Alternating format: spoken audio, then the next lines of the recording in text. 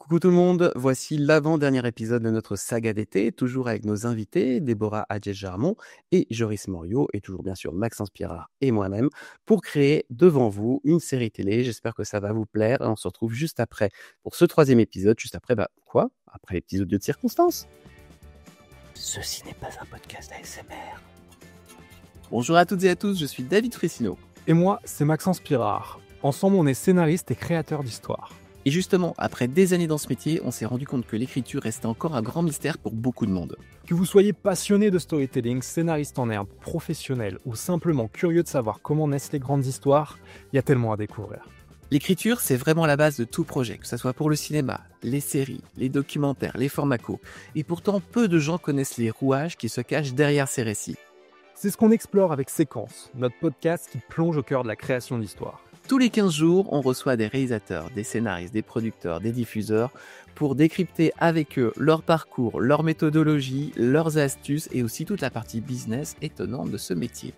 Mais ce n'est pas juste pour les scénaristes, tout le monde peut y trouver de l'inspiration, que vous soyez auteur, créatif ou simplement fan d'histoires bien racontées. Et si vous aimez ce qu'on fait, une chose à faire, nous soutenir pour nous permettre de produire de nouvelles émissions plus régulièrement. Rendez-vous sur Patreon ou Tipeee via les liens en description. Le podcast est disponible en audio sur Spotify, Deezer, Apple Podcasts et en vidéo sur YouTube. Alors abonnez-vous, activez la cloche, mettez-nous 5 étoiles et relayez nos formats courts sur les réseaux sociaux. Merci pour votre soutien et à très bientôt pour un nouvel épisode de Séquence. À très vite. J'ai plus de 20 scénaristes sous contrat. Henri, c'est François. Je te rappelle au sujet de notre scénario. C'est ça qu'on appelle un flashback? Nous sommes au regret de devoir vous annoncer que votre manuscrit n'a pas été retenu par notre comité de lecture. On ne peut plus se payer le luxe d'investir dans des choses aussi superflues qu'un scénario. Tu sais bien que je lis jamais les scénarios. Je vais lui faire une offre qu'il ne pourra pas refuser. Quand il s'agit de faire un film, les rêves ne suffisent pas. Je crée pour vivre.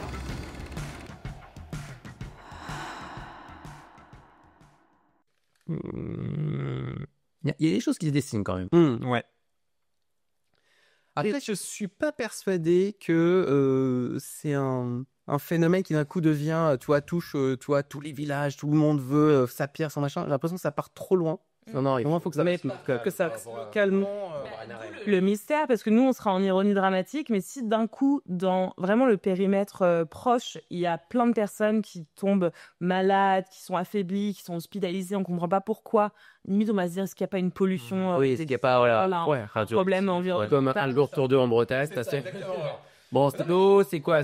Non, mais c'est vrai que tu peux le raccrocher avec tes algues vertes, avec, tu vois, Alors, je pense que ça, les odeurs de porc, les algues vertes, l'homme pollué.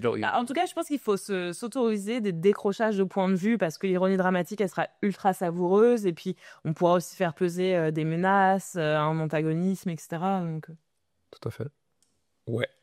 Il y a un truc, t'imagines, si... En fait, ça ne touche que les anciens du village, puisque eux, ils ont leur maison avec des petites pierres à côté, tu vois, mais les nouveaux quartiers qui, eux, sont construits, tu vois, dans des champs, ils sont pas touchés. Est-ce qu'il n'y a pas des para-menhirs comme les paratonnerres? Est-ce qu'il n'y a pas des anciens qui avaient vent du danger? Ils ont fait construire des choses pour préserver l'énergie?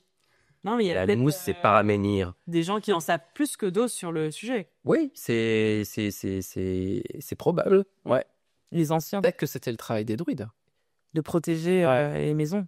Tu disais un truc sur les maisons neuves et tout, mais en fait, on va être sponsorisé par Bouygues. Les lotissements bien propres, finis, etc. Isolement. Au moins, voilà. Isolation thermique, isolation ménérique. N'allez pas dans les maisons, vous allez crever. Par contre, il faut demander l'accord du syndic. Ouais. Ok, ça se construit. Ouais. Je sais pas, moi, je suis en 4 fois. Genre en 4 fois? Ouais, je suis en 4x52, un truc comme ça. Moi, j'aime bien les narrations resserrées. Et puis, ce qui est bien, c'est que exactement, de plus en plus de chaînes se l'autorisent. Oui, 4 ou 6, ouais, je pense. Oui, là, c'est... Est-ce qu'il n'y a pas plus de 6 que de 4? Je sais pas, même si le 4, il y en a. 20 x 52, chaque épisode, un village de dire. Ah, ouais, si on le fait en coréen, c'est bon, on peut faire... Ou en série turque. Ouais, c'est parmi. Tu vois, parler de Turquie. Alors, c'est peut-être une connerie, mais de voir aussi le point de vue d'un autre village où les gens sont tous en train de perdre l'énergie, il y a quelque chose qui pourrait être intéressant. Je sais pas si c'est une séquence, un fil narratif ou si... D'un point de vue extérieur, tu veux dire? Ouais, je sais pas, je me dis, village d'à côté, tout le monde va pas bien, les gens sont hospitalisés, et du coup, ils se disent, on va aller... il y a un petit côté phénomène, hein, avec Shyamalan, d'un coup, il y a des gens qui tombent, on comprend pas. Enfin, on peut faire des séquences un peu fun. Moi, Shyamalan, j'adore les points de départ. Je trouve que les conclusions, elles me satisfont jamais. Que les points de départ sont juste en tac, quoi. Old, le pitch, t'es toujours. Et après, tu Mais nous, la conclusion, c'est qu'en fait, tout ça était dans la tête d'un ado et que c'est une fiction et que c'est un rêve. On va dire aux auditeurs que c'est une blague. Mais ça, c'est génial. Il y a un film, moi, que j'aime bien, c'est Melinda et Melinda, où genre d'un même point de départ, on dit, voilà, il y a des auteurs autour de la table, ça fera un super bon drame. Mais non, c'est un point de départ d'une comédie. Et on pourrait, parce on navigue entre les deux. Et dans Melinda et Melinda, ce que j'aime bien, c'est qu'on voit les deux versions, quoi. On voit la version drame et la version comédie. Et les deux se mêlent, en plus. Et ouais. Il y a les acteurs qu'on retrouve d'un exercice de style à l'autre. Ouais. Et ça marche assez bien. Et alors, rien à voir, mais on dit ce qui me passe par la tête. C'est possible, ça, de faire vraiment à la télé en série. Genre, allez, on a un point de départ et hop, on a la version comédie où, voilà, on a un village qui perd de l'énergie, ça fait chier, tout le monde est crevé. Et pendant ce temps-là, c'est genre, pas forcément avec les mêmes personnes, parce que mais voilà, genre, c'est la même réalité et il y a un drame fantastique qui côtoie genre d'autres vies où c'est la pure comédie. J'ai une crampe dans la jambe. Sérieux? Ah oui, il se lève vraiment avec une belle grimace. Ah la vache. Les dangers le remousissement. Et là, il baisse vraiment son pantalon. Disquant pour de vrai. Faut prendre du magnésium. Ça aide pour les crampes. Ma pauvre jambe, mes amis. Est-ce que là, t'as mal, tu touches la pierre ou pas? Tout à... À qui ils veulent de l'énergie ici? Proche de vous tous. Non, mais on sait pas, parce que c'est pas où est cachée l'autre pierre. C'est finalement, c'est ça, il y a un côté roulette russe. Ça passe, hein, parce que je sais que vous qui nous écoutez, vous inquiétez vraiment en priorité pour ma santé. Tout va bien, c'est pas facile à vivre. C'est déjà en pleine nuit, j'en ai une. Docteur Edge, qu'est-ce que... Complément de magnésium, le magnésium marin qui est plus facilement assimilé, et puis des fruits secs comme les amandes. D'accord, merci beaucoup pour cette prescription. Je vous dois beaucoup d'argent là entre ma séance de psy avec Non, mais moi je suis hypochondriaque, donc je peux vraiment aider tout le monde sur tous les petits mots, dites-moi. Donc tu pousses à la consommation de suppléments alimentaires, d'homéopathie, de médicaments, c'est ça que tu es en train de dire? Mais je suis basée à Londres pour mes raisons. Mais avant qu'il Marie, qu'elle l'aborde dans dramatique, on parlait de ce double ton de la série, mais c'est exercice de style. Mais alors, je sais pas si un diffuseur le... Non, faut le là pour qu'on tue l'idée, quoi. Et pour le podcast, on peut s'amuser et se dire, si on était parti sur l'orientation comédie, on aurait fait ça, mais dans la version plutôt premier degré, on fait plutôt ça. C'est intéressant de voir comment une idée peut être finalement déclinée sur deux tons totalement différents. Il y a des trucs dont on parle quand on crée, et parlons-en, c'est voilà, est-ce que tu en parlais là, genre qu'est-ce qui effraie le diffuseur et tout. Et c'est vrai que dans la comédie, c'est le reproche qu'on peut faire souvent, c'est genre ah ouais, sympa, mais disons, c'est un peu trop chronique. Et là, c'est le mot qui tue ton projet. Ouais, c'est drôle. Ah ouais, alors là, mon Dieu. Et donc, finalement, tu es obligé de bosser vachement le drama, quoi, quand tu fais une comédie. Donc, c'est ce que j'ai l'impression, moi, ce dont j'ai l'impression, c'est il nous faut un bon drama, de toute façon, pour avoir une bonne comédie. Donc, l'embranchement comédie, finalement, il est hyper tard. Ouais, c'est parce que le début, ça pourrait être... tout ce dont tu as parlé, ça pourrait faire une super comédie quand même avec le père. C'est ça qui est super. C'est qu'ils ne tranchent pas, les Anglais, ils font les deux. Moi, je te disais avec le... Non, viens prendre l'apéro, mais attends, attends, t'inquiète pas. Et tu reviens, tout le monde est mort. Putain, mais attends, parce que plus personne à qui prendre l'apéro après. Punaise. Mais d'ailleurs, j'étais 8 Français sur 10 prennent l'apéro tous les jours. Ah ouais? Quoi? Non, une fois par semaine. Ah bah voilà, ouais, non, une fois par semaine. Une fois par semaine, c'est-à-dire que les 2 sur 10 qui ne prennent pas l'apéro, c'est les enfants. Non, 10 adultes sur 10. Non, quand même, t'imagines, le nombre d'enfants qui prennent l'apéro. Tu sais, moi, je vais l'apéro, genre, c'est comme ça qu'on grandit, hein. C'est ça. J'ai un ami, si tu m'écoutes, qui est très militant sur c'est l'éducation. Donc, de toute façon, ses enfants vont boire n'importe quoi. Donc, je préfère que ce soit avec moi, lui faire goûter des bons trucs, etc. D'accord, il a pas 13 ans, là. Non, mais c'est de l'éducation. Ok, je cite pas ton nom. Hello, j'entends. Mais donc, c'est vrai que ça ouvre débat. Tu te dis, tiens, est-ce que Est-ce que tu dois éduquer ton enfant voilà, à l'alcool? C'est un épisode particulier. Donc, ça n'a rien à voir. Ne répondons pas à ça, ça pour un autre podcast. Ça, c'est parce qu'on doit être. On a combien de temps d'enregistrement, Seb? 1 minute 37. 1h37. Voilà, donc c'est normal, on a un petit coup de fatigue, on commence à parler des enfants qui boivent. Bientôt, on va parler des enfants qu'on va abandonner. C'est Déborah avec son apéro, les enfants et tout. Non, c'est la lance. C'est David. C'est David avec son apéro et les enfants.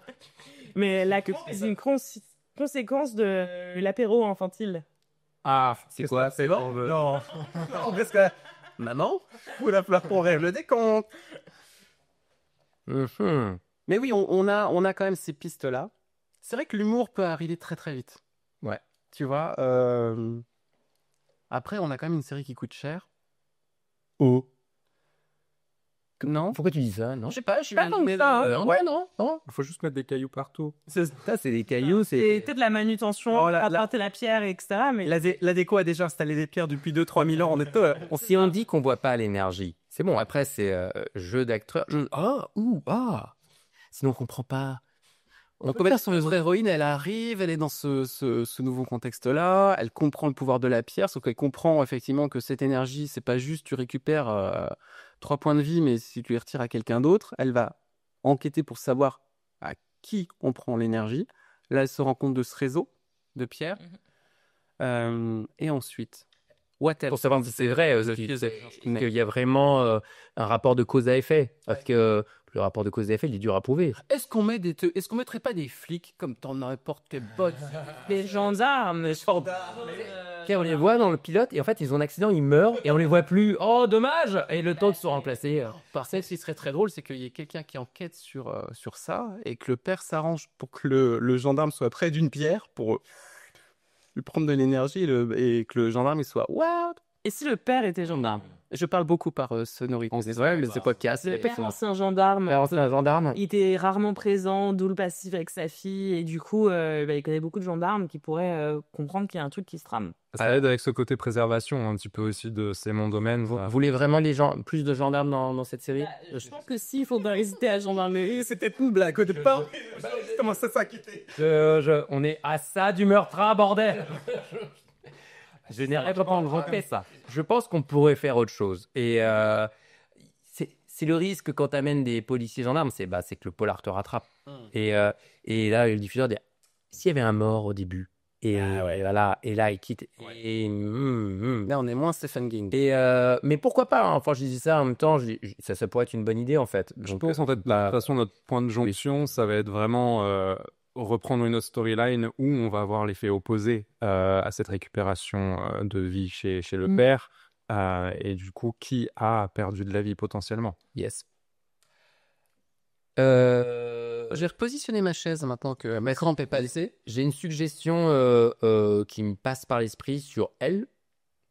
Genre le côté donc phénomènes paranormaux, c'est quelque chose qui a priori lui est étranger.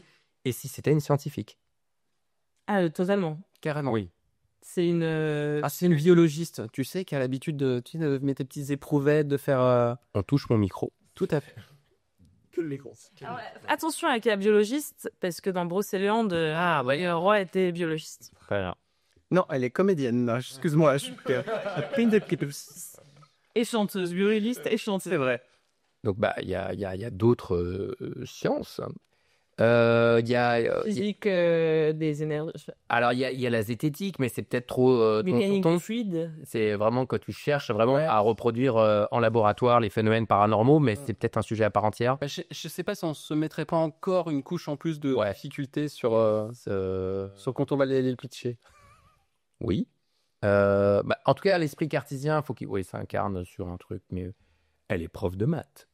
Et emmerdant, tu sais. Non, attends, toi, t'as pas eu de bon prof de maths. Ça peut être passionnant. T'as un truc qui arrive, mais il y a un côté d'abstraction qui est très beau, je trouve, dans les maths. Je veux réhabiliter les maths. Non, vous faites complètement sceptique. Je prends mes équations. Les exercices sont littéraires. Hein. Moi, j'étais en maths, je maths en anglais, donc je pense que j'en ai trop soupé des maths. T'aimes pas les maths? J'étais en scientifique aussi. Ouais, mais t'étais en scientifique, mais t'aimais pas les maths. Non, je préférais la SVT. Ah, punaise. Alors, elle fait quoi, notre héroïne? Prof de SVT. Elle est prof d'allemand. Toute une manière de penser. Le fait de mettre les verbes à la fin, c'est un peu de recherche, tu vois. C'est de la recherche active en allemand. Parce que quand je pense allemand, je pense menhir. Das menhir. Elle est fan prof de breton. Elle est prof de breton. Ah ouais, mais dans quel cas, elle vit là, quoi. En plus, t'es prof de breton. Et pourquoi, qu'est-ce que tu fais en Alsace? J'ai 2 élèves. Est-ce que je vais être loin de toi? Ouais, là, quand la petite accent alsacien, t'es dans son breton, quoi. Il y a un truc à faire. La bretonne alsacienne. On n'en parle jamais. Puis tu irais de la Stoffler avec de la sucroute, tu vois. Ah ouais. Son père très huître, tu vois là-bas. Vraiment, c'est proche des gens, bordel. Très région. Il fait très chaud dans l'endroit où on enregistre. Ouais, là, il y a rien. Quand il fait tant que les On cerveaux. n'est pas dans le Finistère. Non. Et c'est quelque chose qu'on dit souvent. Exactement. On en est où? Alors, on en est où? La pierre, un réseau de pierres. Le père, faut pas qu'il s'appelle Pierre, parce que c'est pas pour les autres. Réalisateur Oliver Stone. Oh, bravo. Génial, c'est génial. Produit par Richard Grandpierre. Mais, excusez-moi. oh, c'est bien Spinel. Ah, et puis Richard, dans le rôle du père. Est-ce qu'on sait comment ça se finit tout ça?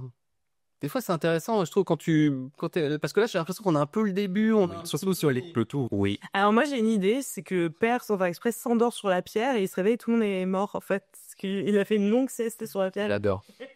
J'adore, c'est complètement nihiliste. Pas là, pour le coup, Alors, on est à la comédie anglaise. Je pense qu'il faut aller, genre vraiment, mais au nord de l'Angleterre. C'est quoi possible de la France?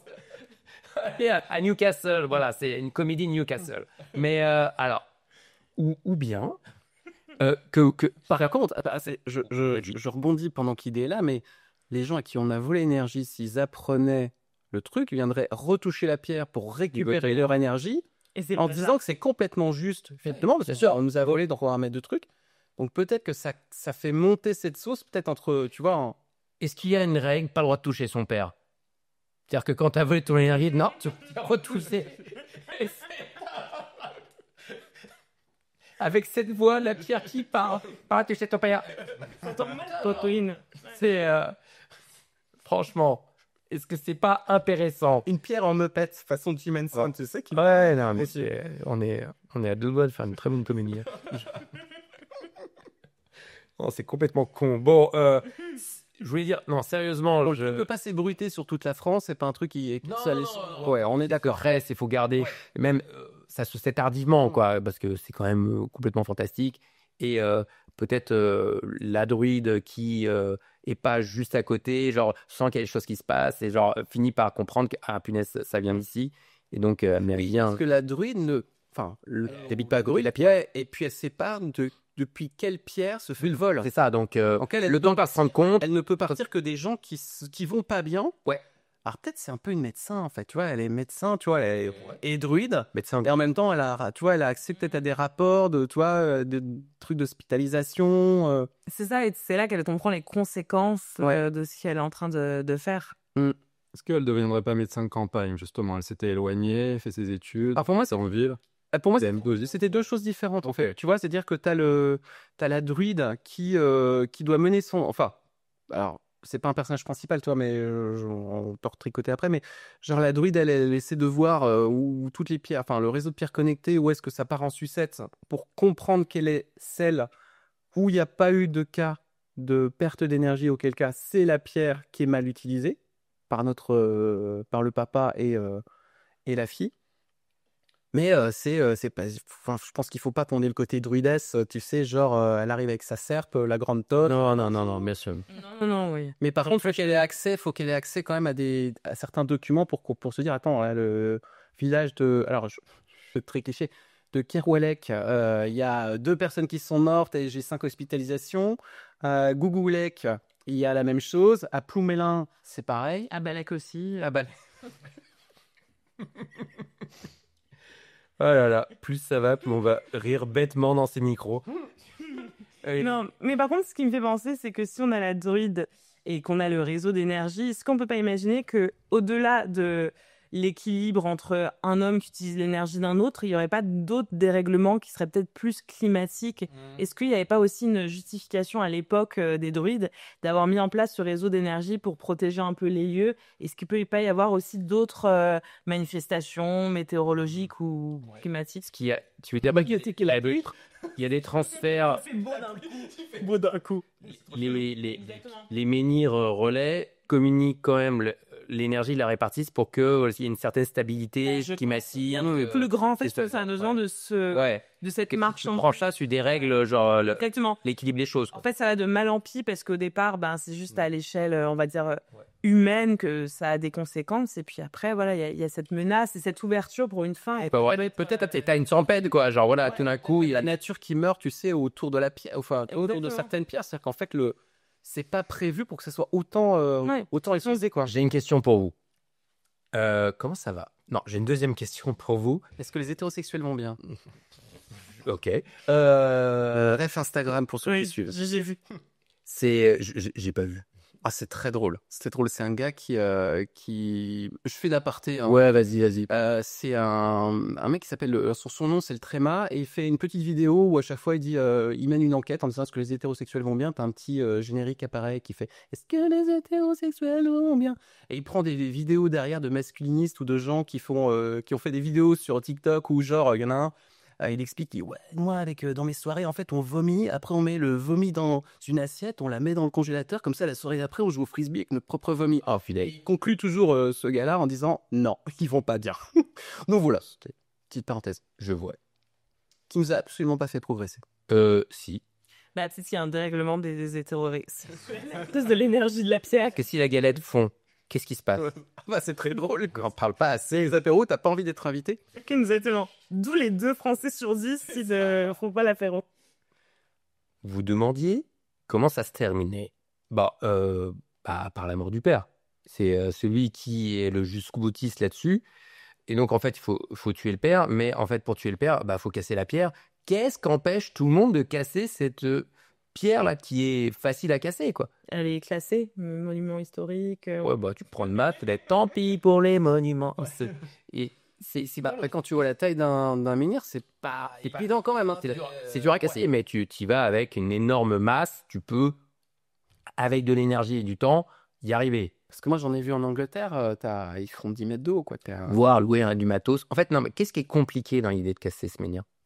Alors, je sais pas, mais je rebondis sur ce que tu disais, sur la mort du père, avec le fait de tuer le père, mais j'aime bien aussi qu'une des thématiques dedans, c'est aussi d'accepter aussi le cycle de vie et de mort. Enfin, oui, carrément. Ça, c'est difficile d'accepter de tuer le père, c'est dur. Donc ça, c'est bien, je trouve. Parce que tu tues pas ton père comme ça. Mais le faire par proxy, c'est-à-dire détruire la pierre, ça me paraît beaucoup plus acceptable et facile, et un peu même trop facile finalement. Qui, en tout cas, accepte sa finitude, se sacrifie. Et il faudrait qu'en fait, en cassant la pierre, ça ouvre autre chose. Oui. Peut-être une autre compréhension. Parce qu'ils ont cassé la pierre pour éviter que quelqu'un de mal intentionné l'utilise, etc. Mais en faisant ça, ils ont déréglé l'équilibre énergétique de la région. Et donc, saison 2. Alors, quelqu'un a dit autour de la table que la saison 2, c'est la saison 1. Oui. Donc, saison 1, oui. Un esprit savant qui l'habille. Plus du tout. C'est peut-être un midpoint de saison où tu as la prise de conscience que ça suffit. Tu casses la pierre. Donc, le père, il est triste, je vais mourir. Sauf que c'est pire ce qui se passe. Donc, en fait, il faut réparer. Super, c'est pas la solution, en fait, parce qu'il passe des trucs. Et là, voilà, la druide arrive, fait qu'est-ce que vous avez fait? Genre, voilà. Et c'est donc, non, faut faire autre chose. Et donc, la pierre, elle sera toujours là. La druide a l'accent anglais de Londres. Qu'est-ce que vous avez dans la voix? Elle vient elle est gallique. On n'a plus le droit de faire des accents, j'ai des tas d'accents dans la tête. Sauf l'accent moitié alsacien, moitié breton. Quel est cet accent? Ah, la Stoffler. Qu'est-ce que c'est ça? C'est suisse, là? Oui, c'est très mauvais. Ouais, non, mais... Très mauvais en mauvaise imitation, mais je suis très mauvais dans la mauvaise imitation. C'est un vieux truc d'impro qui s'appelle j'imite mal, mais je m'en fous. Voilà. Et tu le fais. des tas de choses. Parce que le brisage de pierre, il peut aussi arriver dans une sorte de scène très, très climax de, tu vois, 4e épisode, où d'un coup, tu as une tension, tout le monde est là. La seule solution, c'est, on la dégage, on la pète. Mais j'ai pas plus de solutions que ce que je viens de dire. En tout cas, il faudrait... Ouais, surprise, c'est un 6 fois, c'est pas un 4 fois. Ça serait marrant, ça, que si les programmateurs acceptaient, genre, oui, la nouvelle série en 4 fois, et on casse la pierre. Ah, c'est juste... Il y a 2 saisons. Qu'est-ce que... Vous y attendiez pas. Ça serait assez rigolo, je veux dire. Bon, on serait grillé par tous les journaux télé. On c'est un truc, genre... C'est pas me l'entendre. On va passer soirée à minuit. Ou alors, il faut accepter la déprogrammation. On te fait, non, tu crois effectivement le truc, t'as annoncé autre chose. Il y a aussi un truc, c'est qu'il faudrait qu'à un moment, les gens puissent beaucoup trop d'énergie. Comme on disait, du coup, les gens commencent à tomber malades. Tu vois, la nature, elle meurt à côté, tu vois, des pierres. Il y a peut-être un truc de cet ordre-là, comme tu disais, sur le climat, tu vois. Est-ce que d'un coup, bon, après... Oui, parce que cette notion d'équilibre, elle est valable pour tout l'écosystème, toute l'humanité, etc. L'homme est qu'un maillon de quelque chose de beaucoup plus grand. J'ai du mal juste à voir comment ils peuvent puiser à fond, je lance la question ouverte parce que voilà, mais comment ils peuvent puiser à fond l'énergie de cette pierre sans que tout le monde soit rameuté, tout le monde soit en train de mettre sa main dessus et que ça fasse un bordel pas possible. Mais parce que peu de gens connaissent l'existence de ces pierres. Le secret a été très bien gardé. Si tout le monde... c'est pas une légende folklorique connue. Non, genre justement, les animaux Karnak et tout, on se dit, tiens, j'ai ça parce que je ne sais quoi. D'ailleurs, il faudrait que je me renseigne plus. Mais il y a pas de... C'est pas sur Internet, quoi, cette explication. C'est vraiment caché, c'est pour une bonne raison. Parce que si ça s'ébruite, aujourd'hui, tout le monde va être au courant. Donc, il faut que personne soit au courant. Alors, pourquoi le père est au courant ? Après, peut-être que si on devait être de façon un peu grossière sur les cliffs, peut-être que le cliff de l'épisode 1, c'est de se rendre compte de la grave conséquence que ça peut avoir sur autrui, l'utilisation de la pierre, et donc l'héroïne qui comprend dans quoi elle a mis le doigt. Peut-être que la fin de l'épisode 2, ce serait que quelqu'un d'autre, un antagoniste, le découvre. Fin de l'épisode 3, tout le monde commence à se ramener pour la pierre, et peut-être milieu de l'épisode 4, on se rend compte qu'en ayant détruit la pierre, il y a quelque chose d'encore plus grave qui se produit. Oui. Et du coup, on finit l'épisode 4 sur ça avec une pseudo... Ouais, non, mais c'est... Ouais, why not ? Je pensais à un truc en même temps que tu disais ça. C'est pourquoi le père est au courant ? Parce qu'il est druide. Ouais, c'est descendant de druide. Il est druide. C'est l'un des gardiens des secrets. Et justement, genre, la fille méprise un peu le mec qui coupe le feu, qui fait des trucs, et qui... peut-être a donné des mauvais conseils à sa mère quand elle est tombée malade. On se dit, je veux te soigner à l'ancienne, médecine par... Et à un moment, c'est horrible et insoutenable que de dire, mais va l'amener à l'hôpital. Maintenant, la mère d'arrêter la chimio parce qu'elle n'en pouvait plus. Elle trouvait les effets trop indésirables. Et... À voir où on place le truc de l'insoutenabilité du choix, est-ce que c'est ça ?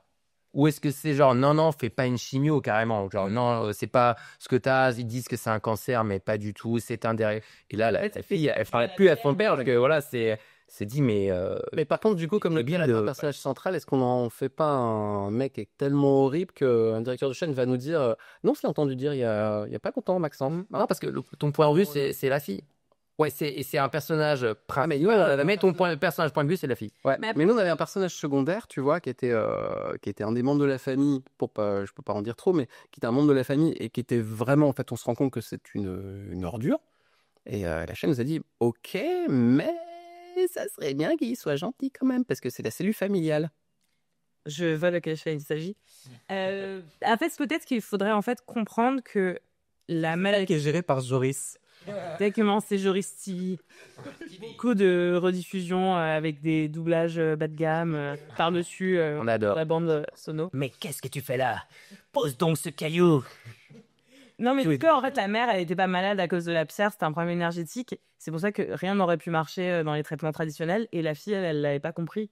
Et elle pensait que le père avait incité la mère à rompre tout traitement thérapeutique. Ouais, de toute façon, faut qu'elle y aille en se disant mon père est responsable et en fait c'est la pierre qui était déjà, si la mère était là, et peut-être que le père voulait vraiment que la mère fasse la chimio et c'est la mère qui a insisté aussi. Peut-être il y a ça aussi, mais c'est Ou la mère n'a pas voulu utiliser le pouvoir de la Oui, c'est ce que je pensais, parce que ça pourrait être la voix de la raison, de la sagesse par rapport. Quelqu'un d'autre souffre. C'est ça, et même le côté de je respecte ce cycle de vie et de mort.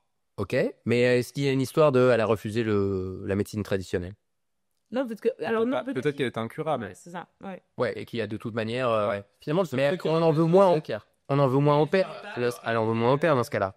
Parce que c'est pas de chance. La mère a une maladie incurable. Oui, disons que lui, il n'a pas réussi à la pousser, à la sauver, à aller vers la pierre, parce que la fille aurait voulu peut-être, sauf qu'elle ne savait pas les conséquences. Mais non, la fille, elle connaissait pas la pierre. Oui, non, c'est ce que je dis. Ouais, mais elle en veut pas au père. Non, elle en veut au père parce qu'elle pense qu'il n'a pas aidé sa mère à aller se faire soigner, peut-être. Ah, ben c'est là où justement, ça peut être, je pense qu'il faut faire des choix forts. Oui. À fond, quitte après à nuancer. Voilà, il y a une histoire. Ok, Elle s'est pas suicidée parce que justement, elle n'en pouvait plus. Elle savait qu'elle était incurable. Et la fille en veut au père de pas l'avoir arrêtée en disant ça se trouve, il y avait encore un espoir. Oui, ça, elle a laissé faire. On ne sait pas si elle était incurable. Elle avait l'impression qu'elle était incurable et la fille elle se dit mais non, on n'a pas tout testé. Si on n'a pas tout testé, on n'a rien testé. Et elle en veut à mort au père. Elle est peut-être devenue scientifique suite à ça, la fille. Oui. Ouais. C'était quand cette histoire? Oh, peut-être que c'était... Alors, effectivement, l'héroïne, elle a quoi? Peut-être 35, 40. Donc, c'était il y a 20 ans. Et peut-être le père, c'est seul depuis longtemps, quoi. Ok. J'ai une question, parce qu'on en a parlé vite fait, mais ça parle de... Je ne l'ai pas vu, mais la série Brocéliande avec Nolwenn Leroy. Le pitch? Ouais. En fait, c'est l'héroïne qui, il y a des années, s'est réveillée dans la forêt de Brocéliande avec sa meilleure amie assassinée à côté d'elle. Et elle, avec la serpe, arme du crime dans la main. Totalement amnésie traumatique. On l'a longtemps accusée, mais n'ayant pas de preuves vraiment concrètes, elle a été relaxée. Elle est partie faire sa carrière à Paris de biologiste. Et des années plus tard, alors qu'elle est au top de sa carrière, elle reçoit l'arme du crime, la serpe avec le sang de sa meilleure amie, de façon anonyme. Donc elle retourne à Brocéliande, elle trouve un job dans l'université de Brocéliande auprès de sa mentor qui lui a donné le goût de la science, etc. Et elle cherche à finalement enfin élucider la mort de sa meilleure amie. Et dès le premier épisode, il y a une nouvelle mort qui ressemble à celle de sa meilleure amie. Et donc, elle sait que ça recommence. Est-ce que c'est lié pareil aux légendes? Enfin, parce que j'imagine... Ok, c'est vraiment la réelle de Brocéliande, mais ouais, c'est. Donc, on n'a pas de crainte vis-à-vis de... T'imagines à quoi, Déborah, tu me dis, ouais, en fait, c'est Nolwenn Leroy, elle touche une pierre. Nolwenn, dis donc, mais qu'est-ce que c'est que ce bordel, quoi? Quoi, tu touches la pierre? Nolwenn, arrête. D'ailleurs, c'est Nolwenn Leroy qui revient en Bretagne parce qu'elle y a pris goût. Parce qu'à chaque fois qu'elle vient, c'est la merde. Ok. Musique, vous êtes plutôt Trienne ou Dénes Prigent?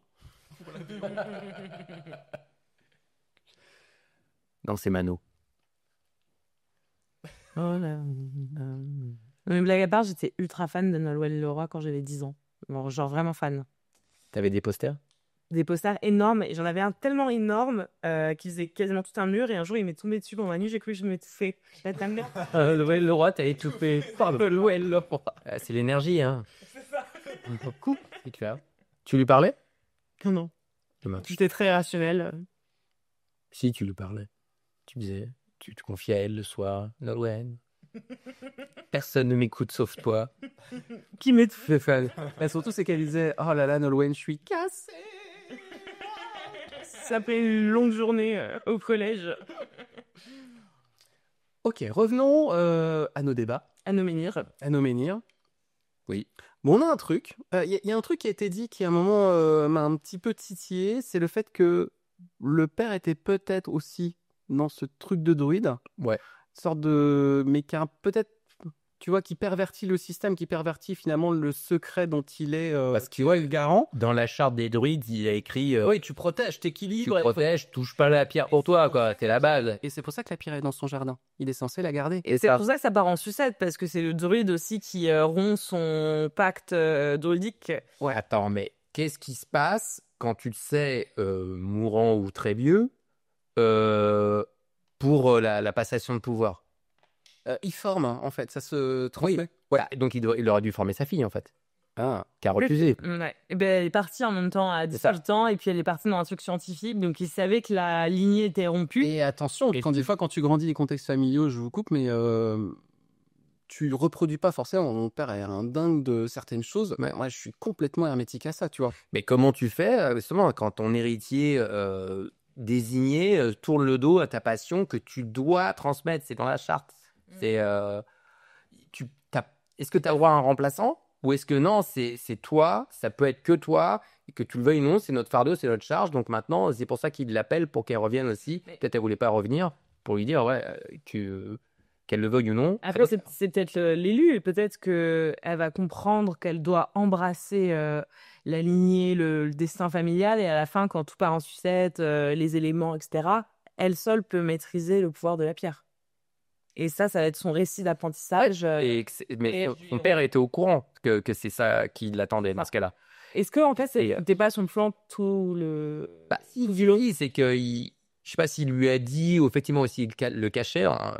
En fait, si je t'ai fait venir, c'est parce que voilà, c'est pas un hasard. C'est pas hey, tout ça, c'est je voulais te montrer ce qui se passait, etc. Les responsabilités, je voulais avoir le temps de te former. C'est pour ça que je peux pas mourir. C'est que il y a un dilemme qui est intéressant. Je trouve.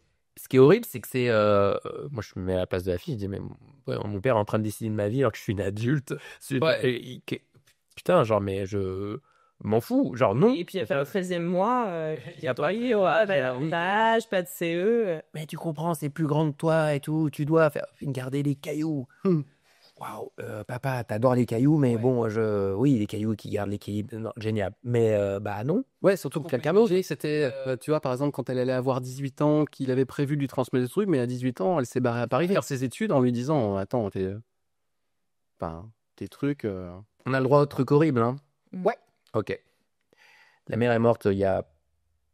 Je ne sais pas quand. C'est français, ça? Je ne sais pas quand. Oui, ça n'a pas l'air français. Je ne sais pas à quel... Je ne sais quand. Je ne sais quand. Oh. Ouais, c'est mieux. Ce podcast vient de monter d'un petit cran. Élégance Magazine présente le bon mot au bon moment. Est-ce que le père aurait, avec l'accord de la mère ou pas, laissé la mère mourir pour refaire venir la fille? Pour qu'il y ait un truc, si ça vient d'arriver... Est-ce que c'est la meilleure action à faire? Si, ça, il y a quelque chose de plus simple et plus droit. Il a tout tenté avant, et ça, c'est... Il y a un truc de la mère qui accepte de se laisser mourir avec la complicité du père, parce que, voilà, il y a une urgence, le père aussi est vieillissant, et c'est dark, hein, donc je suis pas sûr que ce soit une bonne... Je suis pas sûre. Mais par contre, on peut peut-être esquisser l'idée qu'en tant que druide, ils ont une sorte de, je sais pas, de magnétisme, d'action légère sur le réel, presque imperceptible. Si ça se trouve, elle, c'est elle est scientifique, elle travaille en labo, etc. Enfin, il y a peut-être des trucs bizarres qui se passaient et elle va enfin comprendre pourquoi il y a ce truc en elle qui demande que à éclore. Et peut-être en plus, elle est aujourd'hui à l'âge où plus ou moins c'est là qu'il y a une sorte de climax des pouvoirs druidiques. Et donc, elle va arriver au bon moment pour canaliser le pouvoir de la pierre, surtout quand tout va partir en sucette. Tu veux dire, elle a une deuxième adolescence? Non, peut-être que tu vois, elle a une 30aine d'années, c'est un âge de maturité pour les pouvoirs druidiques. Comme chacun sait.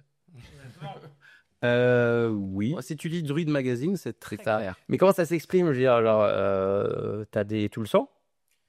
La maturité druidique?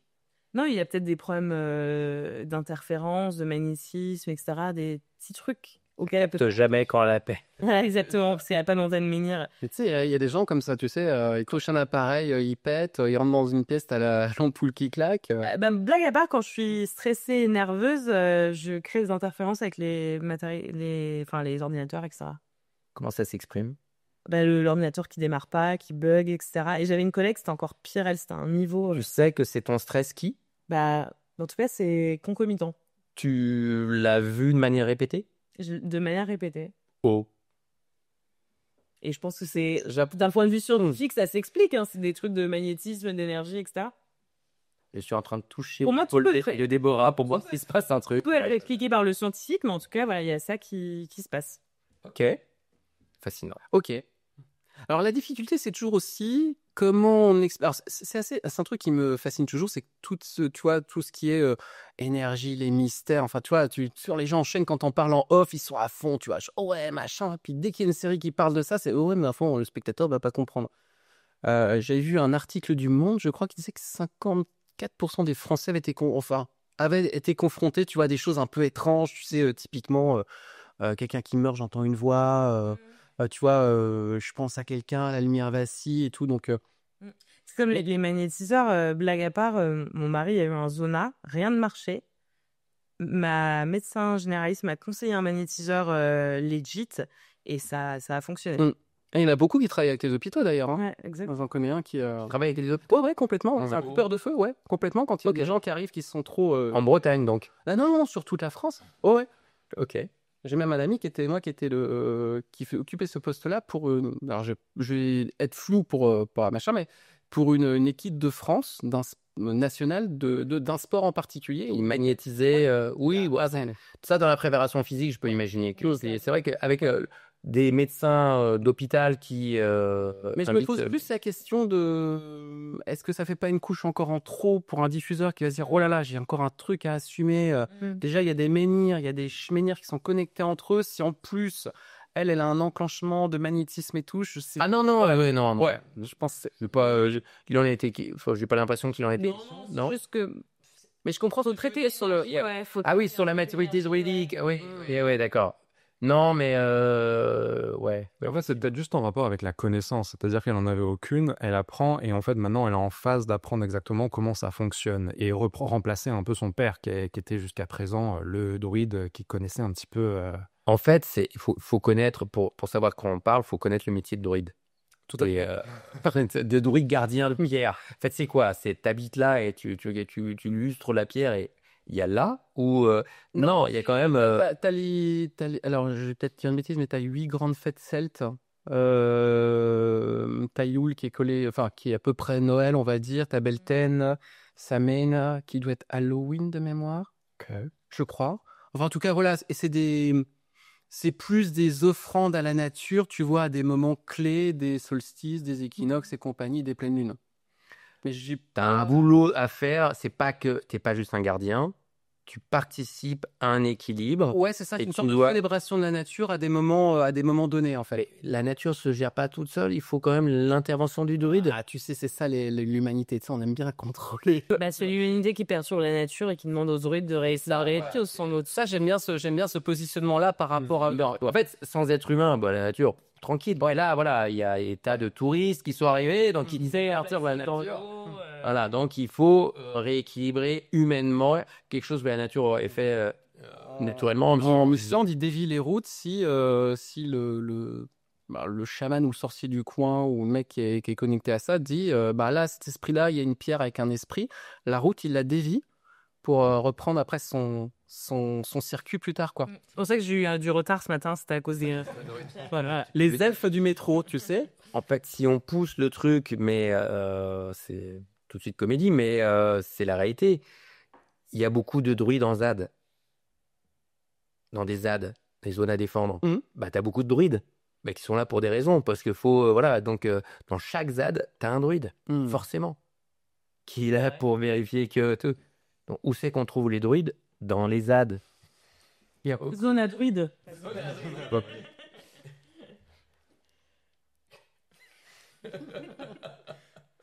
La face cachée des druides. Ok, donc tous les druides sont des hippies. Avec des petits bonnets péruviens, bien évidemment. Exactement. Ok. On a donc notre réseau de druides. Ça a l'air de se dégager que lui fait partie de cette confrérie-là. Ouais, à mon avis, ils sont pas 150 000 druides non plus. La confrérie, c'est pas une secte. C'est un savoir secret qu'on se transmet en ligne directe. Je sais pas pourquoi. Parce qu'il pourrait très bien prendre un jeune du coin et le former. Pourquoi il a besoin que ce soit sa fille absolument? Mais voilà, en tout cas, on garde ça très secret parce que c'est un énorme pouvoir et qu'il faut pas l'ébruiter. Mais blague à part, là, en fait, on est à cheval entre la création de concept de série et la création de concept de secte. Et si jamais on n'arrive pas à vendre le projet, On peut faire une secte. Mais blague à part, le rentable, pas de but. blague à part, la scientologie est née comme ça. Ron Hubbard est un auteur raté de science-fiction, de fantastique. Il s'est dit, bon, bah, mon talent, je vais l'utiliser pour créer une secte. Et il a tout Et fort, c'est la secte qui réussit, parce que des projets de secte, c'est comme des projets de série, il y en a plein. Et pourquoi telle secte, à un moment, bah... Et c'est plus rentable qu'un projet de série, je crois. Une secte qui réussit, mais une secte qui Vous êtes en train d'écouter la naissance d'une nouvelle secte. On est ravis de vous être en train des druides. Créez vite une page Instagram pour nous suivre. Petit menhir. Petit Méni. Moi, je suis toujours senti méniriste. Ménirien. Je vois vraiment les produits dérivés, je pense qu'on peut faire des petits gâteaux très bons. Ça peut être des petits menhirs. Un truc un peu sablé. C'est dur comme de la pierre, ça pose pas de problème aussi. Exactement. C'est censé être ça. Et The Rock à la place de Tom Cruise. Comme The Rock, énorme. The Rock, ce serait chouette d'avoir The Rock. Exactement. Nolwenn Leroy, The Rock. Allez. Pas de cheveux aussi, tout le monde est chauve. On économise en HMC, donc c'est ça. On est bien. Deuxième moment de silence. Comme on rebondit après notre création de secte. Le truc, c'est qu'on n'écrit pas aussi. Là, on parle depuis tout à l'heure, et parfois, quand on réfléchit, c'est bien, tiens, qu'est-ce qu'on a noté? Ah, ça, tiens, on a dit... Et ça, c'est chouette. Là, on fait le truc sans filet. C'est tout à la tchatch. Donc, c'est vrai que ouais, j'ai une tasse avec un truc qui écrase des machins. Oui, une sorte de golem en De golem, ouais, c'est ça. rigolo. Ah bah voilà. C'est mieux avec les bons mots. C'est des trucs et des machins. Là, je suis un peu spécialisée en golem, donc. Eh oui. C'est ça. Mais il a l'air en pierre. donc Moi, c'est rigolo. joyeuse année, joyeux Noël et bonne année. Ouais, vous changer parce que moi, Noël, voilà. Et moi aussi, non, moi aussi, j'ai un golem qui fait de la samba et doju. Qu'est-ce qui se passe avec les golems Je ici? sais pas, mais c'est très bizarre. Faudrait te remettre une photo de l'espace. Le cinquantenaire du comité judo Haute-Pyrénées. Waouh. Je pense qu'il faut prendre en photo toutes les tasses, elles sont assez collector. Et il y a un petit pingouin ou manchot qui est déguisé en Père Noël. Et c'est véridique pour le coup. Autant on a menti sur les pantalons, sur plein de choses, autant là c'est vrai, c'est ce qu'on voit. On a menti sur les pantalons. La prochaine fois, on vraiment menti. Pardon pour le pantalon.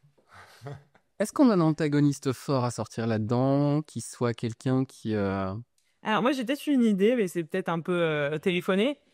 Ne pouvant pas transmettre le métier de druide à sa fille, il a fait un transfert sur un local, une sorte de fils de substitution, fils spirituel. C'est parfait. Et pourrait voir d'un mauvais œil la robe classique, en fait, un naturel. Et l'idée la plus évidente, la meilleure. Du mauvais côté, le druide Darkside. Ouais. T'imagines, il voit la concurrence arriver, que la fille, et il va être dégoûté ce jeune-là qui. Lui, c'est son père de substitution en plus. Bah, jeune qui a presque l'âge de notre héroïne, qui est entre 35 et 40 en fait en plus. Parce que si elle est partie à 18, lui forcément il a répercuté sur quelqu'un qu'il a presque formé pendant une vingtaine d'années. S'il y avait un côté un poil plus jeune, s'il avait la vingtaine, moi ça me plairait quoi. C'est vraiment qu'il il est encore attaché au père, tu vois, depuis pas longtemps qu'il était sorti de l'adolescence voilà, il manque de maturité aussi peut-être ce jeune. Donc ça veut dire que potentiellement il faudrait justifier qu'il ait eu personne à qui enseigner pendant une certaine période de temps. En fait, c'est dur de trouver la bonne personne. C'est ça, c'est comment tu choisis. C'était une responsabilité, donc... Tu peux pas, une fois que tu as commencé à dire le secret, tu peux pas, voilà. Donc Sur le casting de The Menhir, bien évidemment, il y a 4 druides derrière des sièges, les gens passent et bam. Mais est-ce que, alors peut-être que ça m'avise pas en termes de timing, mais est-ce qu'il a pas pressenti peu avant le début de la série que son élève, son disciple est en train de basculer du mauvais côté de la pierre, et il a eu peur, et c'est pour ça aussi qu'il a besoin de former sa fille, et que finalement c'est inespéré que la fille revienne au bercail. Ou alors on le fait en antagoniste, mais on se rend compte après qu'en fait non, ils sont opposés parce qu'il a commencé à comprendre que son mentor, le père, commençait à lui dire mal. Au départ, on le fait comme effectivement, lui, il veut pas la fille dans les pattes parce qu'il doit régler ce problème-là et puis il doit affronter son mentor, mais oui, surtout qu'on en a vu du père avec cette pierre, quoi. Donc quoi qu'il advienne, derrière il y a quelque chose. Est-ce que c'était nouveau ou est-ce que c'est quelque chose qui était là avant pour le père? Est-ce à partir de quand il abuse de la pierre? Peut-être à partir du moment où il a déclenché des problèmes de santé ou une vieillesse. Quand on le voit faire, en fait, il l'a déjà fait, quoi. Mais est-ce que on partirait pas du principe que tous les druides, ils ont quand même des santé un peu fragiles, ils meurent assez tôt parce qu'ils ont fait les sandales. Non, mais c'est l'énergie qui est utilisé pour garder, ils sont en contact et tout. Il y a plein de trucs. Te pompe de l'énergie. Druide, bref. Comme de la radioactivité, il y a un truc. Ou alors les druides, on les représentait, tu sais, toujours très vieux avec des grandes barbes et tout. Alors peut-être est-ce que eux, ils avaient une grande longévité parce que ils puisaient. Non, bah non, ça ne fait pas des gentils, quoi. Il y a un monde où on fait une variante de notre série où c'est pas le père, c'est le frère, justement. C'est-à-dire que comme ça, il n'est pas si vieux, mais il est malade alors qu'il est à peine plus vieux que notre héroïne. Et il y a un truc, là, on disait, sa mère et tout, bah oui, on pourrait garder un truc c'est le frère qui était resté, qui s'occupait des parents, de la mère, et on pourrait raconter la même histoire, mais comme ça, je sais pas ce qui est le plus intéressant. Mais en parlant de variantes, si on n'avait pas de contraintes de budget et d'édito, je verrais bien une série hyper ambitieuse à la Game of Thrones, historique, comme quoi. Une époque sur les druides, le pouvoir des druides, etc., les forces du mal, les forces du bien, les énergies, etc. Vraiment. Il y aurait un truc à faire. Peut-être un roman de fantasy. Troisième série. On ira sur la BD. Ah bah oui. Mais en tout cas, ça montre quel était le point, en fait. Parler sur un sujet peut ouvrir aussi d'autres idées. Attends, c'est pas con parce que est-ce que c'est pas des différentes... Tu sais, on disait que chaque druide gardait à peu près un des menhirs qui était connecté. Différents vraiment des traits familiales. Tu sais, c'est vraiment des dynasties. Chacun protégeait un peu son menhir et qu'il y a des affrontements, enfin pas des affrontements, mais dans le passé, ça a déjà un peu chauffé, quoi. C'est-à-dire que c'est pas une grande confrérie de « Ouh, super, regarde, t'as acheté une nouvelle serpe, elle est incroyable. » Et c'est vraiment genre, c'est hyper compliqué parce que chacun a un peu son secret. Et d'ailleurs, j'ai l'impression, tu vois, que t'as pas une forêt où ils sont 50 et puis dans l'autre où il y a personne. On n'a pas briqué. Il y a un petit côté tourisme, comme dans Game of Thrones avec les différentes maisons. Est-ce qu'il y a un chef des druides à qui tu rapportes tes actions et tout, ou non, chaque druide est autonome? C'est une bonne question. Je sais pas si on dérive pas trop avec ça, mais en même temps, la question se pose aussi de... C'est The Office, quoi, peut-être. Hein. Michael Scott, druide. Blague à part, le spin-off là, de The Office, qui va bientôt sortir, ça s'appelle The Paper. Donc là, c'est pierre, feuille, ciseaux, quoi. C'est ça. Et on retourne sur les vannes. Mais il n'y a pas de chef des arbres. Non, les arbres sont connectés entre eux. Voilà. Donc, si on est proche de la nature, voilà, les druides, peut-être, ils ont pris le système de réseau des arbres. Donc, non, on est tous à l'horizontale dans les rapports et c'est peut-être plus simple. Oui. Ouais. Je pense qu'on peut s'amuser à un peu réfléchir à l'arène, etc. Mais l'idée, c'est d'avoir quelque chose de super simple. Ouais, parce qu'il faut imaginer que quand on pitch, ça doit être hyper clair, en fait. De toute manière, je sais pas, c'est Christina, elle revient chez elle parce que son père... parce qu'elle doit régler un truc avec son père, et puis elle découvre en fait qu'elle est malade, mais du jour au lendemain, enfin, très rapidement, en fait, il retrouve une santé incroyable. Elle se rend compte que ce père est un druide, et que dans ce milieu druidique-là, il est en train de se passer quelque chose, c'est que son père est en train de partir complètement en sucette, parce que la mort est proche, et qu'il utilise du coup un pouvoir qu'il n'était pas censé utiliser, et qui va du coup puiser la force vitale des autres pour se soigner lui. C'est ça. Et d'ailleurs, dans la prochaine saison de Secret Story, mon père est un... Mais comment t'as fait ça, mais... Parce qu'elle découvre que son père était un druide, ça fait... genre... Mon secret. On parlait de scientologie, mais je mange un grain de raisin, désolé. C'est peut-être désagréable à l'oreille. Ce qui est fou dans la scientologie, c'est que tu as des cercles de savoir, quoi. Plus tu progresses, plus tu te rapproches de la vérité, complètement farfelue, que voilà, des âmes enlevées par les extraterrestres, etc. Mais tu n'es pas censé le savoir au début. Au début, c'est... tu arrives parce que est-ce que vous vous sentez dépressif et tout, nana, et on te dit, on t'alpague pas avec le grand secret. Non, on t'alpague avec des tickets pour aller voir un film de Dianétique. C'est ça. Voilà, on te parle de Dianétique, tu te sens pas bien, tu cherches, c'est du développement personnel en fait. Moi, j'ai la tête de l'emploi, je reçois tout le temps des tickets et pas les gens avec moi, j'ai une tête de... C'est une bonne cible. Ouais. Et peut-être les druides, c'est pareil, c'est que est-ce qu'elle sait, est-ce qu'elle ignore complètement que son père est druide, ou est-ce que c'est que voilà, il est branché médecine alternative mais elle n'est pas du tout au courant pour le grand secret là, des énergies connectées avec les pierres, mais elle pourrait savoir. Je sais même pas si c'est les énergies, les médecines alternatives en fait. Mais j'ai l'impression que le druidisme, c'est plus garder une sorte d'équilibre de la nature, mais... Ouais, mais moi, j'ai l'image du druide qui prépare de la camomille, quoi. Genre, qui va cueillir des herbes parce que ça fait ci, ça fait ça. C'est vrai. Toi, c'est quand même. Par contre, c'est pas idiot, ce truc de clan de druides, en fait. Je pense qu'il y a un truc à sortir dans la famille. C'est de l'antagonisme. Ouais, parce que là, du coup, on a notre petite lignée familiale, le papa, la maman qui est plus là, notre protagoniste, enfin notre héros, In, et son frère qui prenait le relais. Son frère ou non, jeune quoi. Pour le jeune, il y croit, ouais. Ouais, c'est encore mieux, ça, fils adoptif. Ouais.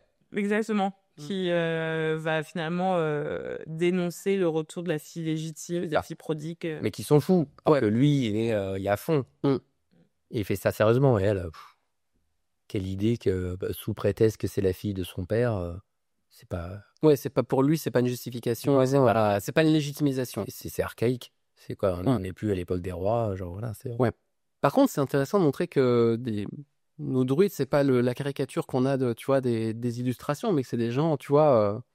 Moi, typiquement, les deux que j'ai rencontrés, il y en a un. Alors attends, je dis pas de bêtises. Il est pharmacien.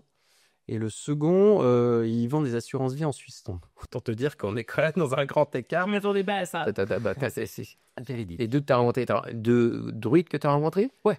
Donc, tu as rencontré des druides. Oui, parce que alors, dans le secteur où je suis, encore, je suis Morbihan, c'est pas l'endroit le plus magique de la Bretagne, mais souvent, tu as des groupes qui disent ça. Tiens, c'est Samen, c'est Yule, c'est Beltran. Venez, on fait un petit champ, on met un feu, et puis voilà, quoi. Donc, t'es amené à croiser les gens qui vivent en Bretagne, souvent croisent là-dessus, quoi. Mais je veux dire, c'est comme moi, je viens des Vosges, chaque village a son rebouteux et t'as des panneaux gigantesques, là, rebouteux, avec ça, des trucs qui clignotent façon Las Vegas. Et tu dis, mais j'aurais pas vu ça ailleurs, en fait, tu vois. Donc, chaque région, mais c'est comme le Berry avec les sorcières, c'est, tu vois, chaque région a quand même un ancrage. Mais quand t'es du coin, ça te paraît. Du coup, parle-nous des druides que tu connais, qu'elles font et tout. Tel un druide. C'est ça. Ouais. Non, mais en fait, t'as une. Alors, c'est pareil, j'en ai pas fait 50 non plus, donc c'est un retour d'expérience qui est vraiment très limité par mon prisme, mais grosso modo, c'est dans la nature à un instant T. Ils ont récolté pendant l'année certaines plantes spécifiques. Je te rejoins complètement là-dessus.